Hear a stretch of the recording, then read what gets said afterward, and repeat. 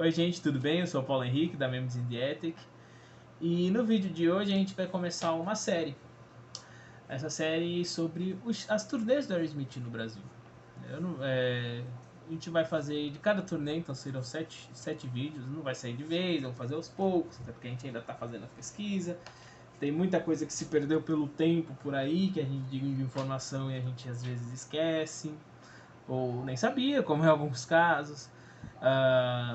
Então, primeiro que eu tô fazendo isso aqui no mesmo dia que eu tô fazendo o que eu fiz o vídeo do Steve. Só que isso vai ao ar depois. Mas eu quero falar hoje sobre o primeiro capítulo dessa sériezinha, vai ser sobre o Hollywood Rock. A primeira visita do Aerosmith no Brasil em 1994. O Aerosmith já tinha 23 anos de carreira, mas nunca tinha vindo tocar na América do Sul. O Joe Perry, em 83, ele chegou a fazer com o Project uma turnê. Uma turnê, na verdade, não, né? Ele fez 2 shows em Caracas, né? No Poliedro, na Venezuela. Não dá pra dizer que foi uma turnê, né? Mas vamos, vai lá, que seja então. Uma turnê sul-americana. Inclusive, foi o único show fora dos Estados Unidos e do Canadá que o Joe Perry Project fez. Mas assim, o Aerosmith nunca tinha tocado aqui.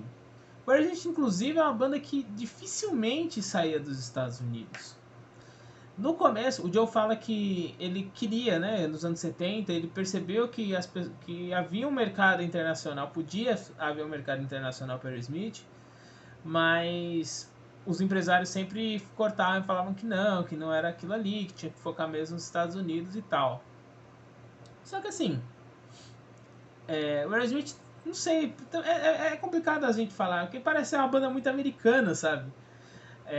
Então por isso que eles demoraram até a sair de fato, né, do eixo ali Europa Europa não, desculpa, Estados Unidos e Canadá. Mas por outro lado o Joe dá essa razão, né, tipo, não, a gente queria, mas os caras falavam que não, né? Por exemplo, a gente tem o Elvis Presley, né, que ele nunca fez show fora dos Estados Unidos, porque o empresário dele sempre pegava no pé, tipo, não, a gente não vai aceitar shows fora dos Estados Unidos, né, fora de que ele não pudesse controlar. Tudo bem, né? É uma escolha, mas assim, era um cara já. O Elvis, né? Que já era grande mundialmente e nunca saiu. O Aerosmith, óbvio que não tinha esse mesmo tamanho.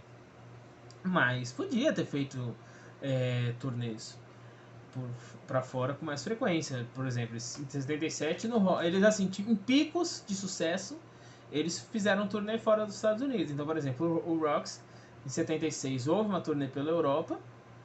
Foi a primeira vez que eles saíram. Em 77, em janeiro, eles foram pro Japão. Então foi a primeira turnê mundial deles. Em 77, antes do Draw the Line sair, uma nova turnê pela Europa, que foi cancelada no meio, que seriam alguns shows em festivais, certo? E aí eles só foram ter uma nova rodada fora de Estados Unidos e Canadá em 88. Em 79 eles teriam uma turnê europeia que já estava marcada, já tinha shows marcados. Um dos shows inclusive ia ser na Inglaterra, num festival abrindo show pro Led Zeppelin. Mas aí foi tudo por água abaixo, a banda teve que cancelar tudo quando o Joe saiu da banda. Então só em 88 que eles vieram a fazer shows fora dos Estados Unidos e Canadá, fora da América do Norte. E a América do Norte eu não vou contar a América Latina, o México, porque eles contam o México como América Latina, né? Que foi na Permanent Vacation Tour, em 88, em maio e junho de 88 eles tocaram no Japão. E aí em 89 eles fizeram uma turnê pela Europa, então 12 anos depois. Então de novo, picos, Permanent Vacation foi sucesso, foi pro Japão. Pump fez sucesso, aí foi pra Europa, em 89, aí em 90 fez uma nova rodada de shows na Europa, Japão e Austrália, aí foi uma turnê mundial. Então assim, tava amadurecendo para eles procurarem outros mercados. Ia acabar acontecendo. Então, o Brasil, assim, eu não consegui encontrar nenhum tipo nem de boato. Quem sabe eles vêm. Por exemplo, eu fui procurar na Folha e no estado de São Paulo informações sobre eles no acervo. Na Folha você quase não. Vai ter a primeira foto em 1993. Uma menção pequena em 76, mas enfim. O estado ainda tem mais coisa, mas nada falando sobre alguma turnê, algum sonho de turnê aqui, longe disso. E engraçado que o Aerosmith fez não fez shows aqui, mas todos os discos de estúdio eram lançados aqui. A gente até lá tem aqui, vocês procurem, num debate que eu fiz com o Weber, a gente falando do Aerosmith no Brasil nos anos 70 e 80, assim, a visão das pessoas. Ou seja, era uma banda que tinha mídia, não era uma coisa que explodiu, como vinha explodir nos anos 90, mas quem era roqueiro, quem, digamos, curtiu o rock pauleira, esse rock mais pesado, sabia quem era, gostava. Então era uma banda que saía em revista especializada. Então, quando eles finalmente não ia ter jeito de não vir, foi durante a Guerra Group Tour. Porque aí o Guerra Group foi um sucesso aqui no Brasil, na América Latina toda, né? E aí os caras finalmente, tipo, os produtores daqui, vamos contratar os caras. E uma coisa que é bom lembrar, que hoje, bom, com a Covid vira uma distante lembrança, mas o Brasil é um destino natural para qualquer turnê internacional, de qualquer artista. Entendeu? Se o cara fala que tá saindo turnê internacional, os fãs já ficam empolvorosos. Vai ter o Brasil em algum momento, tem que ter o Brasil. Mas na época não, era muito raro. Você vai, conta nos dedos, Alice Cooper em 74, Queen em 81, que aí foi o primeiro mega show, né, em estádio. O Kiss em 83, para aí o divisor de água ser o Rock in Rio em 85, depois em 91. E tipo assim, era muito raro, muito passado. Vai, antes disso, em 58, o Buddy Holly, sabe? Então, tipo assim, era muito espaçado. Só que com o Rock in Rio, o Brasil mostrou, tipo, não, dá pra fazer show internacional no Brasil. Então foi o mercado que se abriu. E aí, com esse mercado aberto pelo Rock in Rio, veio o Hollywood Rock. Sim, eu já falei 7 minutos para chegar no Hollywood Rock, pra vocês verem como tem coisa.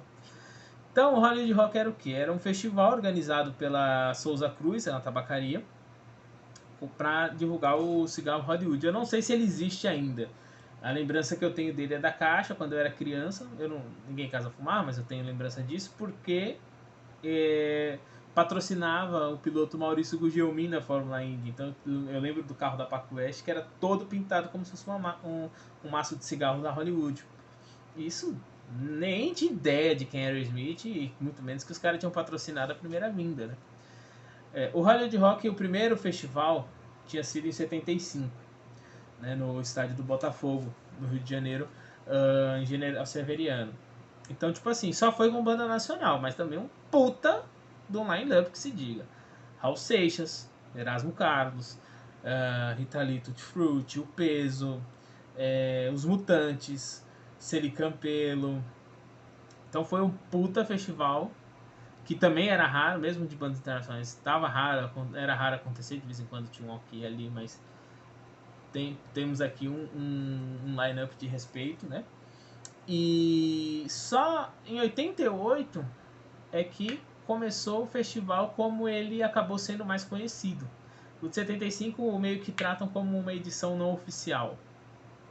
Mas é oficial porque foi patrocinado e tal, mas eles não contam, né, como um não oficial, digamos assim, dentro dessa continuidade que teve de 88 até 96. O retorno dele eles começaram a fazer da seguinte forma: sempre ia ter uma rodada de shows em São Paulo e no Rio.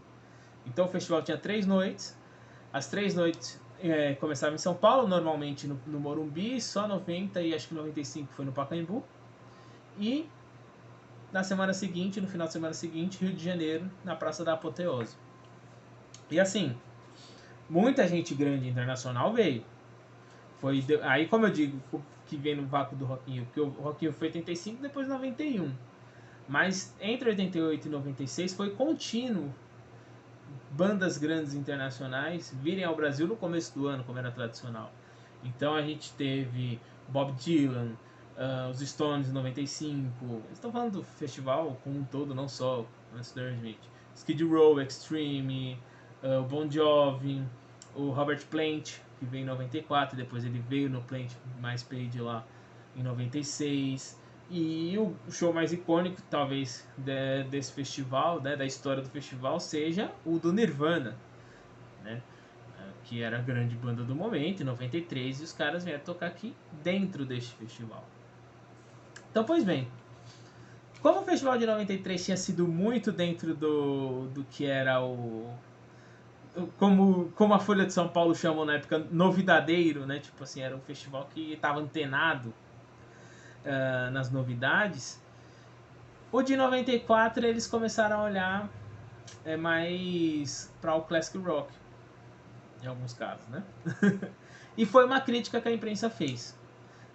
Não só por causa do classic rock, tipo assim, já que era com tantas novidades, por que eles estavam apostando em tanta atração segura, com carreiras longas, tal, certo? Então, em 9 de novembro de 1993, a Souza Cruz fez uma coletiva de imprensa, eles ainda não tinham nem dado dicas de quem é que viria, e anunciaram a banda principal do festival, o Aerosmith. Seriam 3 noites, como eu disse, então entre dia 14 e 16 de janeiro no estádio do Morumbi, de 94, né? E de 21 ao 23 de janeiro na Praça da Apoteose. Quem organizava, né, a produtora era uma empresa chamada Promoter, certo? E as atrações, vou ler aqui, eram as seguintes. Primeira noite, 14 e 21. 14 São Paulo, 21 no Rio. Titãs, Poison e Aerosmith. 15 e 22 de janeiro, Live, Sepultura, Ugly Kid Joe e o Robert Plant. E 16 e 23 de janeiro, Skank, Fernando Abreu, Jorge Benjor e Whitney Houston. Whitney Houston aqui tinha mais de Hollywood do que rock. Foi criticado, inclusive, a escalação dela, porque parecia que estava deslocada ali.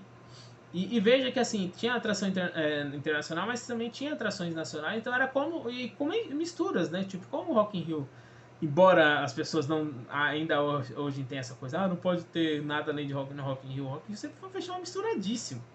E o Hollywood Rock vai muito nisso. Então, por exemplo, tem banda de rock nacional na história deles, tipo, teve Paralamas, já teve Titãs, Barão, mas aí tem o Jorge Ben, a Fernanda Abreu, sabe? Então eles sempre tiveram também esse olho para pegar coisas nacionais. Embora criticado o line-up, o Aerosmith foi poupado.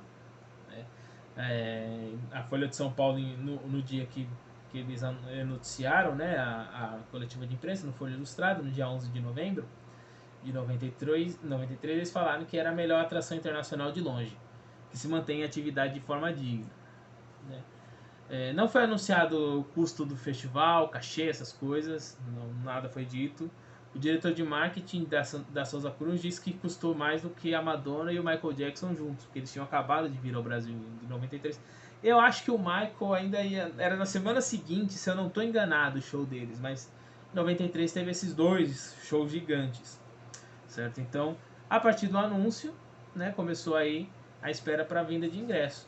A venda de ingresso começou no dia 11 de dezembro de 93, nas lojas Darzan, em São Paulo, e na Company, no Rio. E aí, assim, em São Paulo, Morumbi é um estádio. Tinha arquibancadas, os setores, arquibancadas, gramado e cadeiras superiores, e as cadeiras superiores. Então aqui os preços estavam em cruzeiros reais, que era a moeda que antes do real, né? Durou menos de um ano. Em julho de 94 o real começou a valer. Então a arquibancada custava 3 mil cruzeiros reais. Aí eu fiz uma conversão tal pro dólar da época, tá? Enfim, uma conta que seria mais ou menos 94 reais, em torno de 94 reais em valores atuais, certo? Então, porque eu peguei o Cruzeiro Real, vi qual era a cotação do Cruzeiro Real em dezembro de 93, para saber em quantos dólares aquilo dava, e aí fiz a correção monetária do dólar para hoje em dia, e pelo valor em dólares eu fiz a conversão para reais de hoje. Certo? Então minha base foi os dólares. Se está certa essa conta, eu não sei, mas alguém que seja economista e queira me corrigir, eu gostaria muito de ser corrigido se estiver errado. Gramados e cadeiras superiores custavam 4 mil cruzeiros reais, volta de 125 reais, e as cadeiras superiores custavam 5.500 cruzeiros reais, então por volta de 173 reais. No Rio, como a Praça da Apoteose é uma pista única, todos os valores eram 3.500 cruzeiros reais. 110, coisa de R$ 110,09. Eu acho que arquibancada. É porque tanto no Sambódromo do Rio quanto lá de São Paulo, na AMB, tem as dispersões, né? E a concentração, onde ficam as escolas de samba no começo e no fim dos desfiles, que é onde normalmente eles usam para show. Então a Praça da Apoteose é o final, né? Como eles chamam, a dispersão do desfile. E se eu não estou enganado, agora não estou aqui com o DVD por perto. Bom, eu estou até com o DVD por perto, mas não tenho como assistir agora. Eu acho que teve arquibancada sim. Mas de qualquer maneira o preço era único. Deixa eu até pegar aqui. Gente, cadê este? Vou precisar daqui a pouco. Certo? Então, esses eram os valores dos ingressos. Em janeiro de 94, já o Steven e o Tom deram entrevista para a Folha de São Paulo. Foi publicada no dia 3 de janeiro. Na verdade, no final de 93 eles deram entrevista, mas só foi publicado em 3 de janeiro. E aí o Steven falou. O Steven e o Tom deram uma entrevista, mas o Steven falou sobre a expectativa de vir ao Brasil a primeira vez. A Folha perguntou: quando vocês chegarem por aqui vai ser pleno verão. A mudança de clima não incomoda? O Steven: imagine isso aos gritos, por favor. Não, eu estou ansioso por isso. Espero que meus dentes rachem com a mudança. Não vejo a hora de chegar na América do Sul. As pessoas perguntam por que demoramos tantos para ir aos lugares, mas às vezes custa $20 mil para irmos do ponto A ao ponto B. É tanta coisa envolvida que não depende só de nós. A Folha perguntou também: sendo a primeira vez que vem ao Brasil, o show será diferente ou apenas um show padrão da turnê? Não existe um show padrão da turnê. Mudamos muitas músicas em cada show. Tocamos algumas músicas do Get a Grip e desencavamos umas coisas mais antigas. Procuramos saber o que a moçada está ouvindo. O Brad também, quando chegou, ele foi perguntado tal, ele falou que estava empolgado com o show e que a molecada no Brasil estava infectada pelo rock. Então, a estrutura de palco era a maior de todos os Hollywood Rocks até então. Ele era 22 metros de boca de cena, certo? E 19 metros de altura, e com 2 telões auxiliares dos lados, né? De alta definição. Os espectadores eles estavam esperando para os 3 dias, principalmente no Morumbi, que é um estádio maior, cerca de 250 mil pessoas. E a abertura dos portões estava programada para 7h30 da noite. O Aerosmith ia começar, estava programado para as 10h30. E assim, houve algumas promoções em torno desse show. E promoções muito interessantes, mas muito mesmo. Bom, quem fez promoção? O Estado de São Paulo, o caderno o Zap através do Caderno 2, né, que também era do Estado de São Paulo, uma rádio chamada 97 Rock e a Folha de São Paulo. Vejam os prêmios, que maravilha. O Estado de São Paulo fez a promoção valendo uma guitarra, era uma guitarra autografada. Aliás, eu falei da Folha ter feito promoção, mas eu tô falando besteira, gente. É o Estado mesmo. Foi o Estado fazendo as promoções e a 97 Rock. Mas enfim, a primeira promoção, o Estado de São Paulo dando uma guitarra Gibson autografada pelos 5 para as pessoas que vinham em encarte no jornal. E aí as pessoas tinham que responder as 3 perguntas que estavam lá. Uma era tipo assim, qual era o estilo da Aerosmith. Eram umas perguntas bem bobas assim e tal. E aí por sorteio a pessoa ia ganhar uma guitarra autografada. A guitarra foi comprada em Los Angeles, né? Pela BMG, que era a distribuidora dos álbuns Aerosmith na época aqui. E foi mandada para Boston, para os caras autografarem, e mandaram para cá. E dia 11 de janeiro 9 de janeiro foi sorteado, dia 11... Aliás, 9 de janeiro acabou a promoção, 10 do sorteio, dia 11 foi a entrega. O fã Marcelo Ferreira Prado foi o sorteado, ganhou a porra de uma guitarra autografada Gibson pelos 5. Só isso. Aí os caras tinham que mandar carta, sabe? Então foram mais de 3 mil cartas que chegaram à redação do Estadão com isso. A outra promoção deles era através do Caderno 2, que era assim, você tinha que pegar cupons, que eram encartados no jornal, juntar esses cupons e ir lá até a redação para trocar por ingressos. Aí era um lote de 1.600 ingressos, se não me engano, que eles tinham. E assim, chegou a dar confusão a entrega desses ingressos, porque aí estava limitado a 200 por dia e tal, para não ter muita confusão, mas ainda assim deu confusão. E eles mudaram da redação para a rua... Esqueci o nome da rua, mas é ali perto do metrô Barra Funda, a Turiaçu. Promoção legal, pô. Você imagina, você ganha um ingresso para aquele show. E detalhe, o ingresso não era só para um setor específico. O cara podia rodar o setor que ele quisesse. Ele podia andar pelo estádio todo. E a promoção da Rádio 97 Rock era uma bateria autografada pelo Joey. Você mandava a carta tal e sorteava e ganhava. Então, meu, imagina, velho, você poder ganhar uma... A bateria eu não consegui encontrar quem ganhou. O ganhador. Mas, puta, uma promoção legal pra cacete, né, meu? Enfim, com isso, com a procura dos ingressos, é que eu não sei se é uma coisa tão da época, até... porque hoje em dia, não sei não, né? Era uma coisa da época. Porque hoje em dia a gente acaba comprando com antecedência por causa da internet e tal. Mas a época não, a época, pô, você tinha que ir ao estádio, até a loja, comprar tal. Ou então você ia no dia comprar o ingresso. Então até 2 dias antes do show, o Aerosmith ainda era só a segunda noite mais procurada. A do dia 15, né, do Sepultura, que era mais procurada. E aí estimava-se que tinha vendido cerca de 30 mil ingressos para aquela noite, certo? Até então, né, faltando 2 dias pro show. E aí, como foi a primeira vez que o Aerosmith pisou no Brasil? Isso aqui eu tô falando tudo os preparativos do show, né? A Folha, veja só como são as coisas, publicou no dia 11, né, que isso na terça-feira, que o Aerosmith ia chegar no aeroporto de Guarulhos no dia 13, às 10h30 da manhã. Ou seja, deu a bola para os fãs, a bola cantada para os fãs ir lá e falar: vão lá atrás dele. Hoje em dia isso é inimaginável. Inimaginável. Os caras foram. E existe gravação dele chegando. Eu até postei no meu canal particular uma vez. Tá lá pra vocês verem. Procurem, acho que é Chegada do Aerosmith ao Brasil, em 94.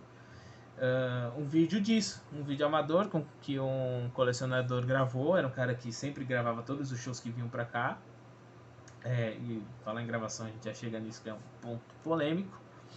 E ele gravou a chegada do Aerosmith. Então, tipo assim, o Steven chegou com uma roupa toda colorida e tal. E aí, na ordem, quem foi que desembarcou foi o Brad, o Steven, o Tom, o Joey e depois o Joe. O Joe tava até com a Billy e chegou até a dar uns sorrisinhos, quem diria, né? Eles chegaram a trocar ainda, deram alguns autógrafos, algumas fotos com alguns fãs que estavam lá no local. Não era muita gente, né? Mas ainda deram atenção até ir lá pra van que ia levar eles pro hotel. E, meu, eles saíram pelo... Hoje, tipo assim, os caras saem por uma porta especial, né? Tipo, do aeroporto, pra não sair no saguão de desembarque.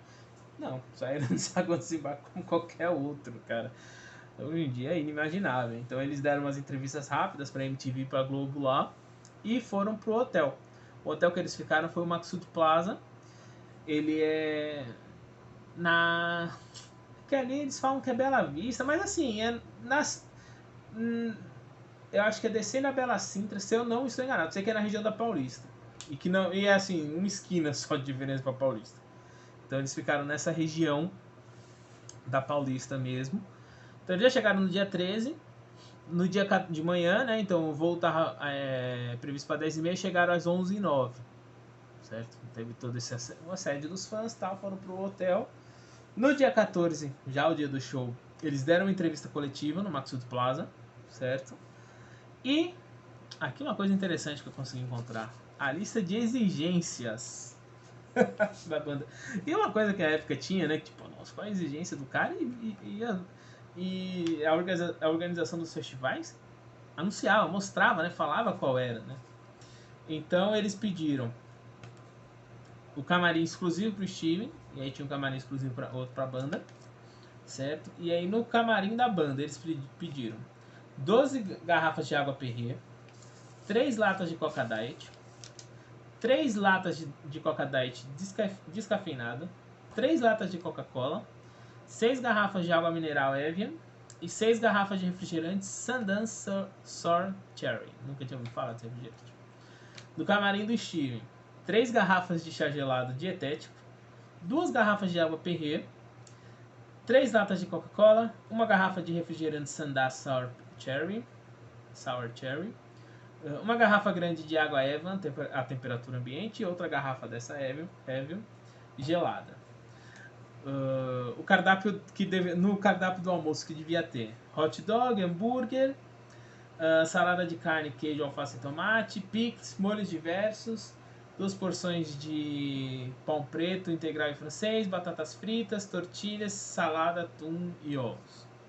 Para o jantar, deveria conter rosbife, frango frito, peru assado, milho, espinafre, tomates, batata cozida, sorvetes, tortas e frutas frescas.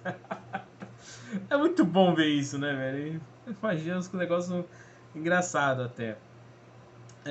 Em São Paulo, eles, chegaram um dia antes do show, então eles não tiveram muito tempo para fazer coisas, né? Mas o Steven, por exemplo, ele foi num bar chamado Odeon, que acho que é ali nos Jardins, ou era, né? Não sei se ainda existe. Como ele não bebia álcool na época, né? O bar fez alguns sucos especiais para ele, de aceirola, cupuaçu e outras frutas brasileiras pra véia tomar. Não era tão véia na época. Bom, no dia do show, então as pessoas chegaram cedo, claro, até não tem, né, tem também, acho que postei aqui no canal do Memes in the Attic mesmo, essa coletiva que eu falei, que é um pedacinho, passou no Jornal São Paulo já, e os fãs já na fila esperando. E aí disseram que eram 3 tribos diferentes naquele show. Que eram os adolescentes que iam ver os Titãs. O Titãs tinha acabado de lançar o disco que eu mais gosto deles, é o Titanomaquia, é um puta disco pesado pra caralho, muito bom, escutem. E Segunda Folha. As garotas, fãs do Poison, chamando... Eu nem lembro o nome do cara, do vocalista, meu Deus. Chamando ele de gostoso, que queria namorar com ele, aquela coisa toda. E os trintões, que não se toleravam, que queriam ver o Aerosmith e que não toleravam as outras tribos. Tipo, o festival tem isso, né? O festival tem isso. E outra coisa, tipo, que os fãs... tem umas coisas engraçadíssimas, né? Nessa entrevista mesmo, uma fã cantando Cry no inglês horrível. Claro, não é obrigado a saber inglês, mas é engraçado, né? Da gente ver. A menina mostrando lá, a repórter perguntando que ela ia ver o Aerosmith e depois ela ia ver o Robert Plant no outro dia, 2 dias depois, aliás, perguntando se a mãe não queria ter vindo. Ela, não, minha mãe tá aqui. Tinha uma outra que eu li, velho, que é muito engraçado, que ela falando que o Joe ia olhar ela lá de cima do palco, ia chamar ela pra subir no palco. E que ia passar a noite juntos e que ela não ia deixar o Joe dormir. É muito engraçado, velho. Muito, muito bom. E, enfim, tipo, espera, claro. Havia muita expectativa. Aerosmith, puta sucesso. Então, a expectativa acabou, né? Tipo, acabou não, né? Tipo, teve uma explosão quando às 23h32, 23 horas e 32 minutos exatamente, o Aerosmith começou, subiu ao palco e tocando The Rich. The Rich, que era tradicionalmente, né, a música de abertura, aquela introdução toda da Get a Grip Tour. E assim, o setlist até hoje tem um pouco de polêmica, porque não dá pra encontrar, porque assim, não tem relatos de um setlist completo de alguém que esteja lá. A questão da gravação eu vou falar daqui a pouco, também complica pra gente saber. Então, eu vou falar assim o setlist que eu encontrei que me parece ser o mais próximo da realidade, certo? Alguns jornais chegaram a falar de algumas músicas, sendo uma música aqui que não tinha nenhum registro, mas os 2 jornais da época de São Paulo, Folha e o Estado, colocaram, né, que a banda tocou. Então o setlist foi The Rich, Toys in the Attic, alguns lugares dizem Young Lush, mas eu não acredito porque Toys in the Attic e Young Lush, elas nunca estavam juntas nessa época. Elas sempre serviam como a segunda música e aí juntando com Ragdoll. Então aconteceu na Argentina depois. Toys in the Attic, e aí acabou a música e ele já emendando com Ragdoll. E no Rio de Janeiro, Young Lush emendando com Ragdoll. Então teve Toys in the Attic, isso é certo, mas Young Lush eu acredito que não, mas alguns lugares dizem que sim. Ragdoll, Angel, que também é outra polêmica, ninguém sabe se foi ou não foi. Eu preciso conversar com algumas pessoas que eu sei que foram nesse show, se é que lembram também, se teve ou não.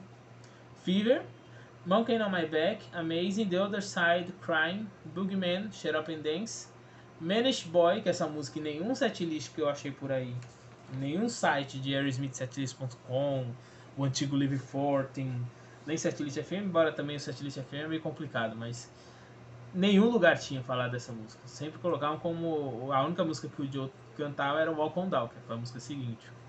Mas teve Manish Boy. O estado de São Paulo e a Folha falaram até que teve essa parte blues que ele cantou. Porque no Rio teve. No Rio teve. Draw the Line, que aí depois no Rio foi substituída por Mama King. James Garagan, Love in Elevator, Do This Like a Lady, Sweet Emotion. E no Bis, Dream On, Live On The Edge, Walk This Way. Então foi um setlist padrão, sim, da turnê do Get a Grip, mas com algumas coisinhas outra ali que eles mudavam, né? Que era o normal deles mudar. Então eu vou dar uma lida aqui pra vocês sobre de duas resenhas do show, resenhas rápidas do show. Então a primeira na Folha de São Paulo, que são em 16 de janeiro, o Hélio Gomes escreveu: Aerosmith é o dono da primeira noite. O show da Aerosmith, que fechou a primeira noite do Hollywood Rock em 94, em São Paulo, anteontem, foi um espetáculo de rock and roll no puro sentido da expressão. Volume, provocação e pique. Depois do aquecimento feito pelos Titãs e da gelada caricata Poison, o grupo mostrou que sabe... Desculpa, gente. Nossa, eu tô parecendo um analfabeto, pelo amor de Deus. O grupo mostrou que sabe muito bem... Nossa, velho... O grupo mostrou que sabe fazer muito bem o que aprendeu em 20 anos de estrada. O Aerosmith foi o dono da noite, apesar do cansaço inevitável. O show começou às 23h32 com a música Either Rich, puro hard rock. O público imediatamente respondeu às provocações de Steven Tyler. O vocalista domina o palco, simulando uma voz transada, fazendo malabarismos com o pedestal de seu microfone ou duelando com os dois guitarristas da banda, Brad Whitford e Joe Perry. Joe fucking Perry, como apresentou Tyler. É um assunto à parte. O guitarrista apresenta uma desenvoltura impressionante no palco, caminhando entre o mais puro blues, cantou sozinho Manish Boy, do Muddy Waters, e o hard rock repleto de sujeira. O melhor do show foi o Bis. Depois de quase 2 horas, o grupo voltou para arrasar com seus 3 maiores sucessos, Dream On, Live On The Edge e a manjadíssima Walk This Way. No balanço final, valeu a canseira. O Aerosmith provou ser uma senhora banda de rock and roll. Então, tipo assim, claro, a gente que já viu shows da Aerosmith, mesmo que não já tenha ido assistir, sabe que o Aerosmith sempre é muito elogiado pelos shows que faz, né? Tipo, o Aerosmith é uma força incrível, inacreditável ao vivo. E esse foi um dos elogios. Deixa eu mostrar algumas fotos pra vocês que eu tenho aqui desse show. Ó. Aqui a banda toda em The Rich, não sei se vai dar pra ver. Acho que saiu na revista 89 anos depois.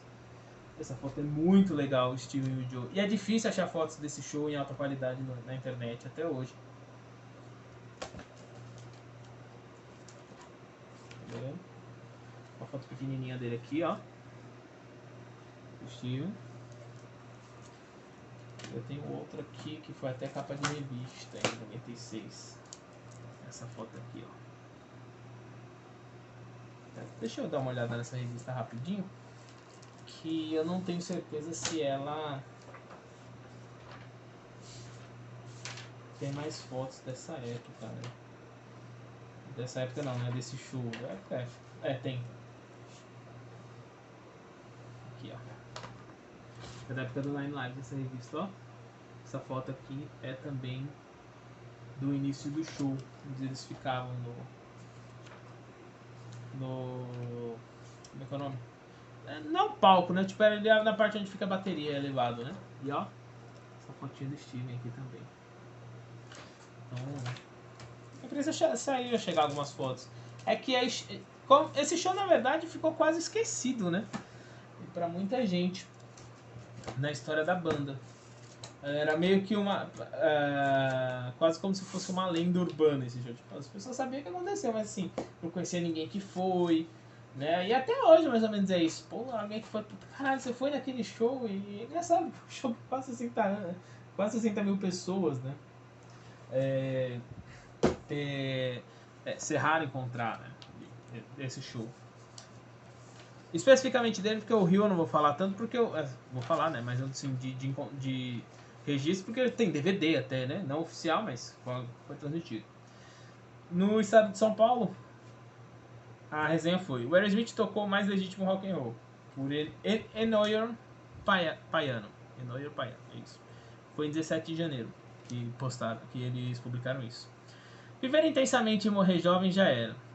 Se a coisa continua como está, as bandas são capazes de adotar um selo do tipo, envelhecendo 3 décadas no palco do mundo. Pelo menos foi isso que provaram os quarentões do Aerosmith, que fez o último show da noite de sexta-feira, provavelmente a melhor apresentação desse Hollywood Rock.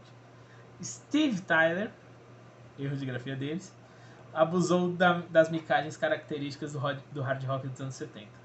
Jogou-se no chão, mostrou os pelos pubianos, atirou a gaita para cima depois do solo de Fever, discutiu com segurança que reprimia os fãs, enquanto cada membro ganhava espaço para um solo delirante. Enfim, o de sempre. O que não foi muito comum foi o espetáculo de competência, animação e legítimo rock and roll. O guitarrista Joe Perry deixou claro em todos os seus solos a sua inspiração no blues. Ele já disse que ouve Robert Johnson todo dia, como no solo com o bootleg, né, que é aquele slide, em Draw the Line. O ponto alto foi sem dúvida seu solo tocando e cantando Manish Boy, clássico de Muddy Waters. Além de Perry, verdadeiro Slash nas palavras dos fãs, Brad Whitford é o segundo guitarrista que toda a banda pediu a Deus, e o conjunto inteiro funciona como uma poderosa máquina de energia.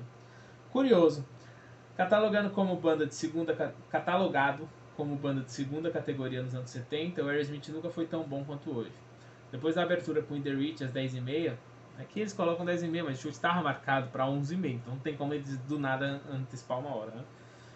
O grupo guardou os maiores sucessos para o final. O Bis Matador teve a balada Dream On, mas Living on the Edge Walk This Way, que marcou a volta do Aerosmith à sua melhor forma no final dos anos 80, puxado pelos rappers do Run DMC, e provou ser mesmo o melhor momento dessa carreira de melhores momentos. Dessa banda cheia de melhores momentos. Facsimile, certo? Então esse show, como eu estava dizendo, ele é virou quase uma lenda por isso, porque ele não tem um bootleg. Existe, mas né? Ele não tinha registros. Por exemplo, na época que eu comecei a ouvir o Aerosmith, eram as únicas 2 apresentações do Brasil. Então as pessoas tinham curiosidade de ir atrás das gravações. Do Rio a gente sabia que tinha DVD, mas São Paulo, tipo, porra, não existe nada, sabe, né? A gente nem sabia o setlist e tal. Então assim, sobre gravações desse show em São Paulo. A MTV tem uma cópia, gravação profissional, certo? Nos seus arquivos. Como a gente sabe disso? No jornal da MTV em 2007, numa matéria perguntando sobre a expectativa do show do Morumbi em 2007, eles estavam fazendo assim, a expectativa de 2007 e a lembrança de 94. Entrevistaram Paulo Xisto do Sepultura e um fã que esteve no show em 94. E durante a matéria, que eu até postei aqui na Memes in the Attic, tem imagens de Dream On não, Live on the Edge, Walk This Way, Amazing e, se eu não estou enganado, The Reach, um pedacinho de nada, mas o maior trecho é quase 20 segundos de Amazing. Gravação profissional. E não é uma gravação de uma câmera só profissional, são de várias, certo? Câmeras profissionais. Eu não sei se do telão, se é a mesma fonte do telão, não sei, entendeu? Não dá pra saber. Também o que eu sei é o seguinte, a MTV não tinha os direitos de transmissão, mas ela cobriu o Hollywood Rock todo. Ela tinha um programete de 10 minutos, 7 horas da noite e 11 horas da noite, falando do Hollywood Rock naquele dia. Só que, tipo assim, eu nunca consegui encontrar nada desses vídeos. Eu sei que existiu esse programete, mas quem é que sabe o que passou lá, entendeu? A gente não sabe se passou alguma música do Aerosmith lá. Imagino que não, por não ter os direitos, mas, de novo, ninguém sabe. A Globo pode ser que tenha. Eu também até acredito que a Globo pode ser que tenha. Mas que eu sei com certeza é a MTV. E, por exemplo, a MTV, no dia 15, ela passou um especial de 1 hora. No sábado, né? No dia seguinte, do Aerosmith. E na programação que eu achei de TV, só tá lá, especial Aerosmith. Ninguém sabe o que é. Vai, assim, eu só estou viajando, não estou falando que foi isso. Estou teorizando. E se foi os melhores momentos do show? Ninguém sabe. Eu não tinha ideia do que era MTV. Então, se alguém que tenha visto esse show saiba, dá um salve aí, né? Vai que gravou, certo? E gravação amadora, existe uma. Em 2004, no fórum do Aerosmith, surgiu um cara postou Either Rich. Tipo assim, era um fórum que tinha downloads, discussão downloads e tinha a área VIP. Então a área VIP era tipo assim, as coisas mais raras, né? Só entrava quem tinha muita participação no fórum. E nessa área VIP o cara postou Either Rich, Toys in the Attic e Fever. Eu tinha internet de escada, eu não conseguia baixar porra nenhuma. Então eu não consegui baixar esses 3 vídeos. Não consegui. Passei anos, e aí tipo, expirou o link, não consegui baixar. Quando eu consegui algum acesso na internet rápida. E aí eu achei um cara que estava no fórum na época que ele só tinha Either Rich. E aí ele me passou, que inclusive eu postei no meu canal pessoal outro dia. Esse no YouTube a gente consegue encontrar.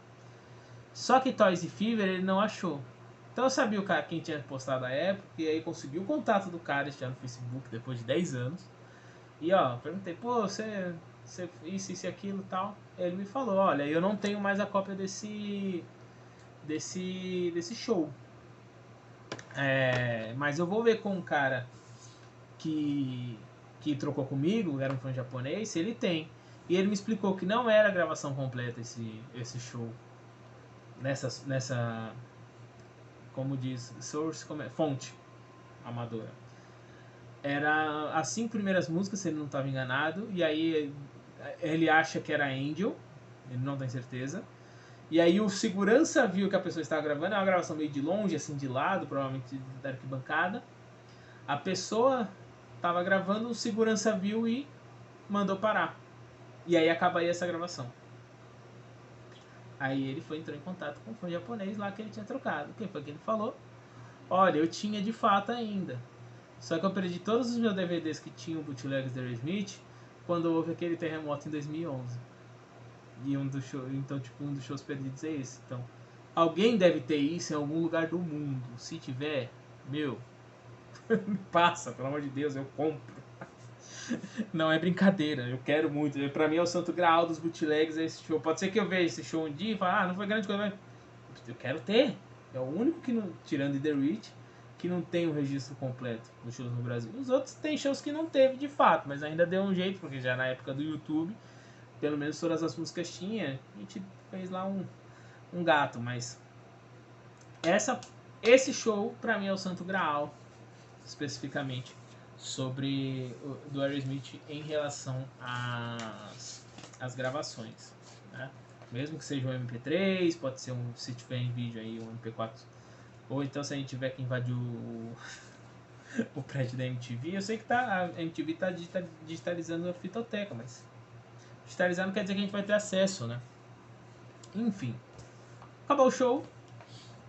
Não sei se a banda ficou ainda no dia 15 no Brasil, ou se já foi para Buenos Aires, ou se ficou e só partiu para Buenos Aires no dia 16, porque no dia 17 eles tinham um show lá. Acabou o show em Buenos Aires, eles voltaram para o Brasil, que eles iam ter o show no dia 21, e eles aproveitaram, não dá para dizer que eles não aproveitaram as folgas no Rio de Janeiro. O Joe falou que as festas mais legais que ele teve foi um churrasco na praia, no Rio. A banda fez um passeio de ultraleve, que a MTV fez uma matéria. E aí eu não sei se isso tem no YouTube. Eu sei que eu tinha isso gravado em fita VHS, que tinha feito uma reprise uma vez disso, um aleatório. E eu não sei se tem no YouTube, eu vou dar uma procurada. Até tava pra procurar isso aí, mas não achei. Se eu não me engano, até o instrutor fala que o Steven pediu mais manobras e o Tom ficou com medo. Eles aproveitaram essa folga. Para o show no Rio de Janeiro foi colocado 45 mil ingressos à venda, certo? E aí a etapa carioca do Hollywood Rock era transmitido pela Rede Globo. Então, a Multishow passava na TV fechada e na TV aberta a Globo passava, a partir de 11 e pouca da noite, o último show, né? O show principal. Depois ela... E tinha intervalo e tal. Depois ela passava flashes dos outros shows tal, nos melhores momentos. Então, assim, essa versão aqui... Esse aqui é um DVD, é um bootleg, né? Mas o que eu tenho aqui é da Multishow. Então aqui está o show completo. Todas as músicas. O áudio, ele não é tão bom, ele às vezes é muito alto. Mas não é bom, é um áudio profissional, né? Então dá pra ver de boa. Então aqui é o show completo. No show, no que passou na Globo, eles cortam o intro, eles já começam em The Reach, né? A transmissão. E não tem Manish Boy. A única música do Joe é o Walk On Down mesmo. A transmissão da Globo teve início às 10h45, então foi mais ou menos o horário que começou o show no Rio. Então, o set list: Either Rich, Young Lust, Ragdoll, What It Takes, Fever, Monkey on My Back, Amazing, The Other Side, Crying, Boogeyman, Shut Up and Dance, Manish Boy, Walk On Down, Mama King, Janie's Got a Gun, Elevator, Do This Like a Lady, Sweet Emotion, com Peter Gunn Temp, Dream On, Live On The Edge, Walk This Way, as últimas três no bis. Então, setlist muito parecido. A diferença aqui provavelmente foi Angel no lugar de What It Takes em São Paulo. Então What It Takes substituiu. E Mama King substituiu Draw The Line. E a diferença aí do show em São Paulo. E o que mais aqui que acho que teve diferente? Acho que foi só isso.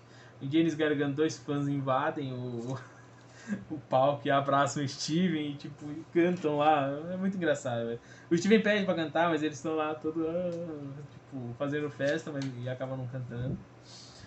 E assim, a Globo passou um compacto desse show.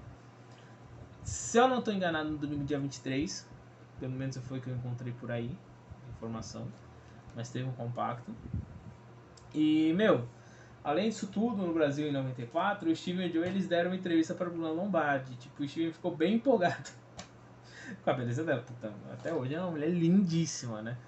E era um programa chamado Gente de Expressão. No meu canal pessoal do YouTube eu coloquei essa entrevista lá. É Paulo Henrique de Farias o canal. Mas aí vocês procuram lá. Aerosmith Interview Brazilian TV. Foi assim que eu deixei lá. Porque o pessoal vê também. Porque como é legendado, dá para o pessoal de fora ver, né? De boa. Não dublaram. O programa só foi ao ar no dia 17 de março de 94 pela TV Manchete. Extinta TV Manchete. Na quinta-feira às 23 horas. E aí no sábado às 13 horas, durante a tarde, ele teve uma reprise. Então assim, uma outra coisa que eu quero falar desse show no Rio é que ele... Bom, como foi transmitido pela TV, e era natural na época os bootlegs italianos, tudo que era transmitido pelas TVs locais, fazer, né, um bootleg. Então o selo KTS lançou essa gravação nesse bootleg aqui, Strutting My Stuff. Cara, quando eu via isso aqui quando era menino, devia ter uns 13 anos por aí, tipo, de novo, era a única vez que a gente tinha visto, então pra gente era mitológico, aquela gravação, puta, Aerosmith no Brasil, tal, né? Hoje virou bagunça, mas na época a gente fala, pô, Aerosmith no Brasil, puta, nossa, meu sonho é ter esse bootleg, puta, como, acho que nunca vou conseguir e tal, né? Mas aí depois, acho que isso foi em 2018, se eu não tô enganado, eu finalmente consegui comprar o meu, velho. Puta, quando chegou isso, eu fui buscar, na verdade, até foto aqui do... Essa foto aqui é do show, essa outra não. Essa foto é da Turnê do Pampa. Mano, chegou isso aqui, eu fiquei louco. Tipo, puta, finalmente. Eu já tinha ouvido, claro, óbvio. Mas ter ele original, como eu sonhava quando era criança, mano, outra história, né, meu?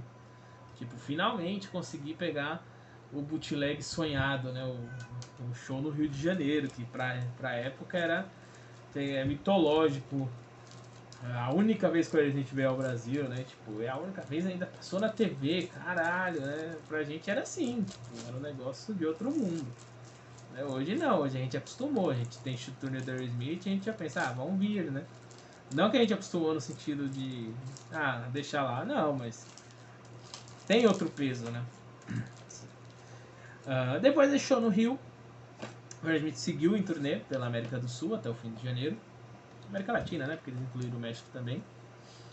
E Durante 1994, teve outras 2 chances deles virem ao Brasil de novo.